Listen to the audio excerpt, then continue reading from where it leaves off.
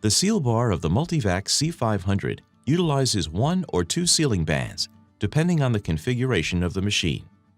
These bands are heated through an electrical impulse during the sealing process, which allows the bands to melt and fuse the plastic pouch to form an airtight seal.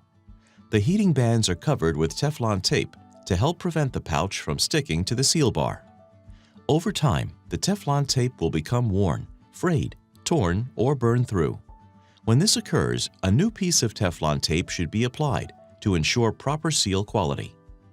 The sealing bands also wear over thousands of heating and cooling cycles and eventually should be replaced. To start, remove the seal bar from the machine by simply grasping, pressing in the 2 locking bolts, and pulling down to remove the seal bar from the lid. To remove the Teflon tape, create a cut seam down the middle of the tape with a utility knife. Use only enough pressure to cut the tape. Slowly peel away the Teflon tape. Doing this carefully will help reduce the amount of adhesive residue left on the bar. Do the same for the remaining tape on the other side. Loosen the screw which holds the sealing band in place. Pull the band out of the holding plate with a pair of needle-nose pliers. Loosen the same screw on the other side of the seal bar to completely remove the old band from the bar.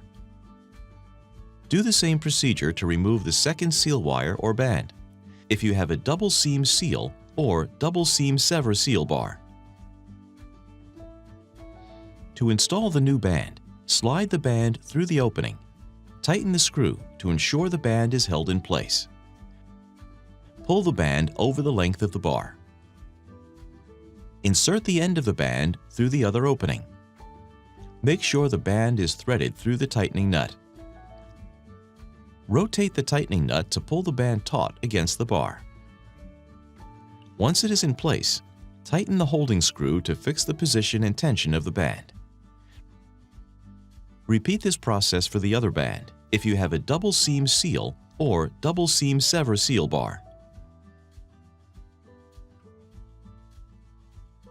Measure and cut the Teflon tape to size so it will cover the full length of the seal bar. Carefully remove the adhesive backing on one side of the tape. Then place the seal bar onto the tape. Start at one end and press and smooth the tape along the length of the bar.